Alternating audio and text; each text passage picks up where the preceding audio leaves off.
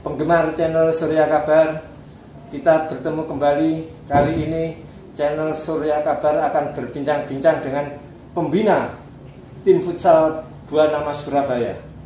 Kalau ngomong futsal Surabaya itu tidak lepas dari Buana Mas, karena tim dari Surabaya Utara ini termasuk salah satu tim pionir yang lahir di Surabaya.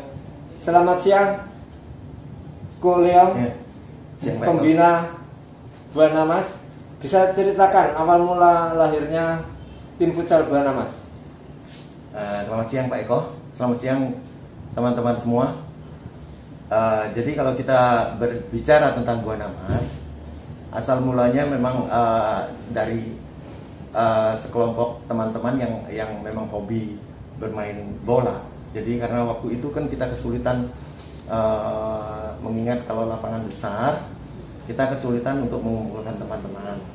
Jadi beberapa teman-teman dari kawasan pelabuhan sini di Kalimas. Jadi kita saat itu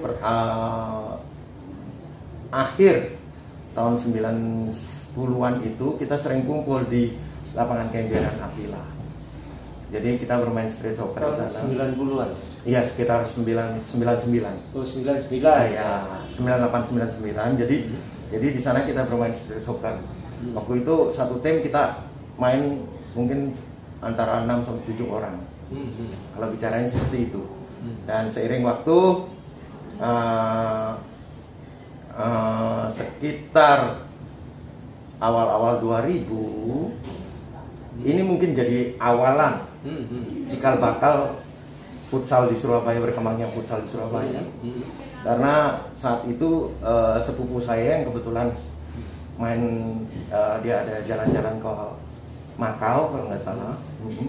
Jadi dia telepon saya bahwasanya di luar negeri itu memang ada olahraga indoor soccer yang sudah dipertandingkan. Ya, yang nyata-nyata ternyata itu memang futsal gitu. Akhirnya dia membawakan kami bola futsal dari Makau. Gitu loh. Nah, seiring waktu akhirnya kita coba mencari sumber mengenai olahraga baru yang disampaikan itu. Ya, mungkin ini juga satu kebetulan saya sempat ketemu sama Bang Romi Pati Nasarani dan almarhum dan itu Pak Andi Darussalam. Ya, kebetulan beliau waktu itu sekitar awal-awal 2000 itu menangani tim nasional Indonesia. Nah, dari sana akhirnya saya paham bahwa futsal itu memang sedang ramai dibicarakan di media dan di Indonesia. Dan kemudian ya tambah semangat lagi ketika awal-awal tahun 2002 kalau nggak salah, Jakarta jadi host futsal, turnamen futsal antar Asia, se-Asia kalau nggak salah. Jadi di sana asal mulanya, dan kemudian akhirnya kita coba bermain secara ini bagaimana kita mempraktekkan bermain futsal yang benar itu seperti apa. Halo, saya Evan Dimas. Jangan lupa like, komen, dan subscribe di channel YouTube-nya Surya Kabar. Ditunggu. Kalau masih ingat awal mula pemain-pemain Buana Mas di tahun-tahun awal itu siapa saja?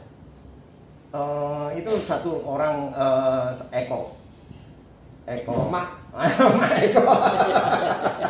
Ada Hafid juga. Iya. Juga Pak Kris ya. Pak Kris pelatihnya ya. Waktu itu langsung sebagai pelatih. Dan ini juga bagus sekali perkembangannya awal-awalan itu. Jadi buat saya mungkin satu kebetulan yang buat saya itu tidak pernah saya pikirkan selama ini, bahwasanya ketika saat pertama kali kita bermain futsal dengan menggunakan bola yang kecil dan ya, lebih berat. Yang benar ya, bola yang benar ya, bola standar futsal. Kita ini kesulitan mendapatkan tempat latihan. Di awal-awal itu. Karena terus terang, ketika teman-teman yang lain masih bermain bola plastik yang diisi didobelin gitu loh, kan bola plastik ini dikasih double supaya ada pemberat.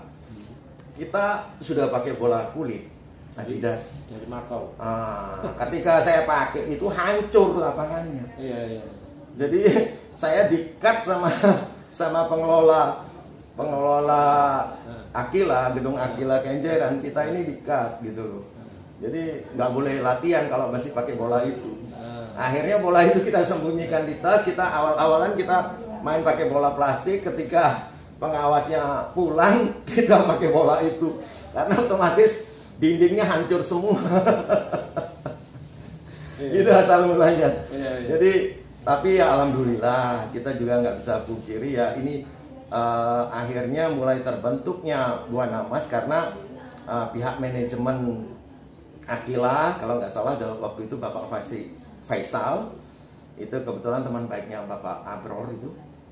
Waktu masih di Koran Surya, Jawa Pos ya, kalau nggak salah Jawa Pos ya. Jadi Jawa Pos. Jadi dari beliau punya inisiatif untuk menggelar eksibisi antar perusahaan. Pada saat itu Pak Faisal sampai mengundang tim dari Malang, itu asuhannya Timo Suinaman kalau nggak salah. Gitu loh. Jadi untuk bermain di Akila. Dan alhamdulillah dari itu cikal bakalnya ini kita tetap bisa latihan dengan baik. Terus kalau dipilihnya nama Buana Mas itu?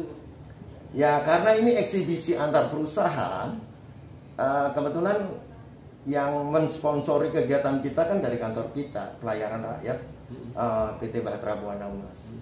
Jadi karena judulnya eksibisi antar perusahaan, akhirnya kita tetapkan bahwasannya nama tim ini adalah Buana Mas. Nama Buana Mas. Iya. Nah, seiring waktu akhirnya berkembang dan alhamdulillah ini dengan majunya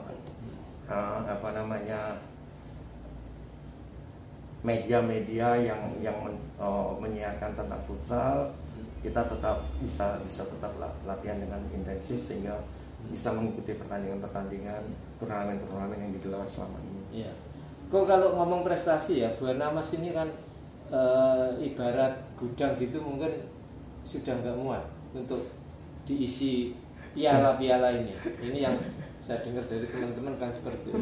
Karena seringnya merebut juara. Nah, dari sekian banyak pemain ini, mungkin punya catatan sendiri kok. Generasi emas pemainnya itu kira-kira siapa saja? Yang jelas, ketika kita bermain dengan kompetisi yang istilahnya yang lebih dengan aturan yang lebih jelas, pastinya nanti teman-teman pasti menemukan nama-nama Rulianto, Mulham Arufi, Goro, Adi Negoro, terus termasuk juga Haryanto, dan kemudian kipernya Awang. Ya itu mungkin sekitar tahun berapa ya? Tomo ya, Hutomo sekarang jadi pelatih di pelatih pembina di tim Buana Mas sendiri. Itu sekitar tahun berapa? Itu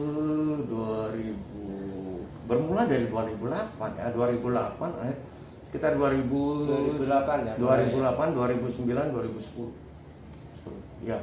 Sekitar itu ya. Sekitar 2010-an, 2009. Terus setelah generasi Mas itu pergi ya, artinya ada yang beralih ke pelatih, asisten pelatih dan sebagainya. Ini kan muncul bibit-bibit baru itu. Pola pembinaannya seperti apa sih, Bu? Kalau bicara masalah pola pembinaan, saya nggak bisa, karena ini jauh sekali dari dari pakem yang ada ya. Karena dari pengalaman saya tipikal orang yang taunya kerja aja, nanti urusan hasil itu ya terserah apa katanya. Jadi tidak pernah berpikir harus begini-begini. Dan seiring waktu ya ini mungkin karena memang apa namanya jalan hidup yang harus dijalani, dan semua ini tidak terlepas dari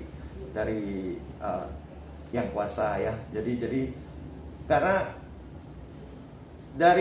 ketika kaderisasi ini semua bermula dari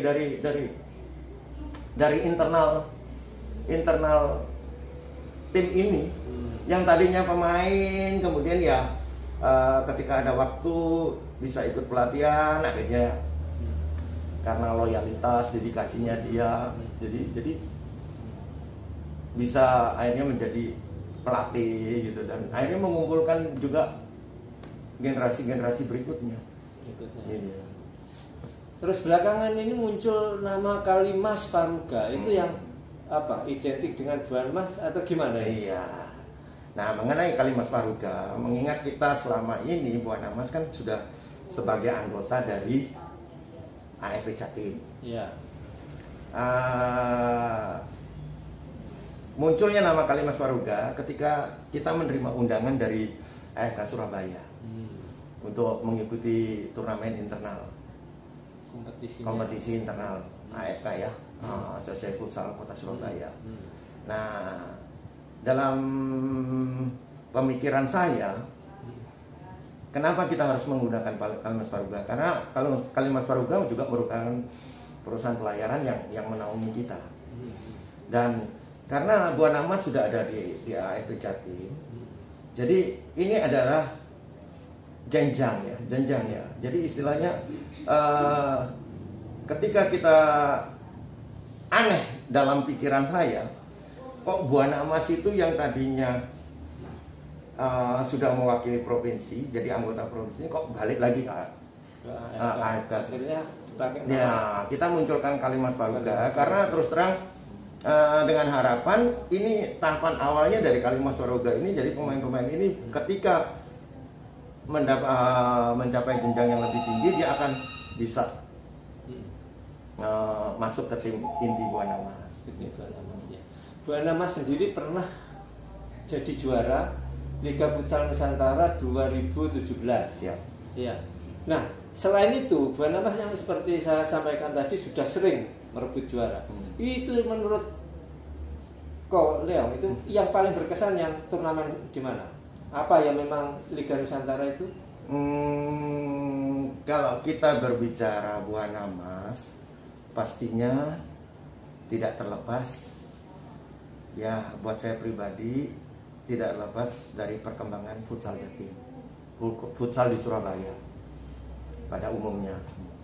Karena terus terang jadi saat-saat awal-awal kita mulai kenal yang namanya Liga SLF, Liga Futsal Surabaya kalau nggak salah, itu sekitar tahun 2005. Itu awalan kita bermain futsal sesuai dengan aturan standar, gitu loh. 2005 yang waktu itu di prakarsai juga sama Robert Nepaseno.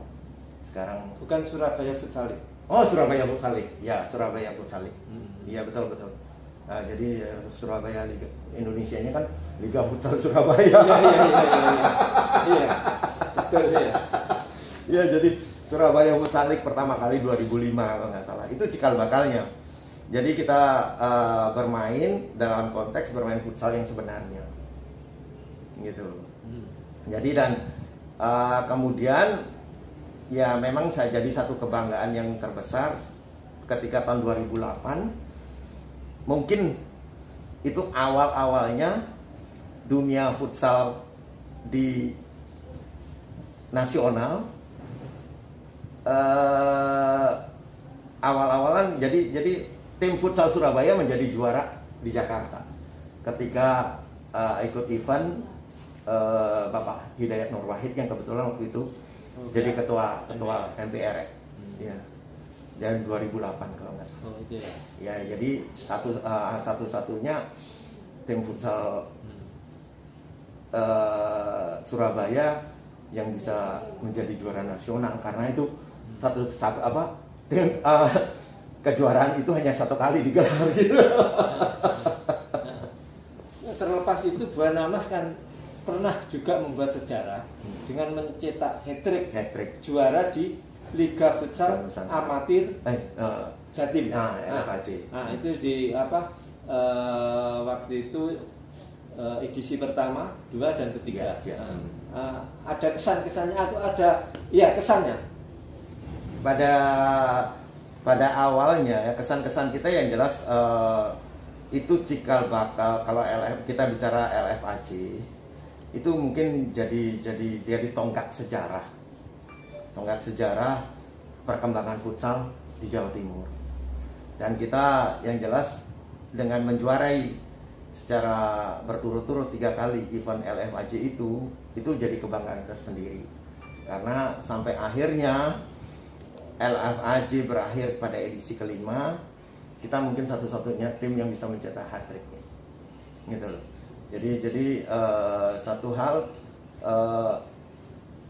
dengan adanya LFAC itu jadi apa namanya, jadi tonggak untuk futsal Jawa Timur yang lebih baik. Kembali ke Kalimas Paruga, sejak berdiri di event resmi Kalimas Paruga itu baru 1 kali juara di Hero Cup kemarin. Ini pesannya untuk pemain-pemain muda Kalimas Paruga, Bu? Yang pastinya kalau buat pemain-pemain muda ini harus dibenahi sekali masalah mental ya, terlepas apapun juga, karena yang pastinya ketika mereka bermain di event-event resmi dan kemudian ada prestasi yang ditoreh, itu akan menjadi ujian ya toh, ujian buat mereka, ujian mental utamanya, karena kecenderungannya pemain-pemain muda ketika menapaki karir, ketika mulai menapaki karir untuk sukses, banyak apa namanya, banyak gangguan, apa istilahnya Pak Eko?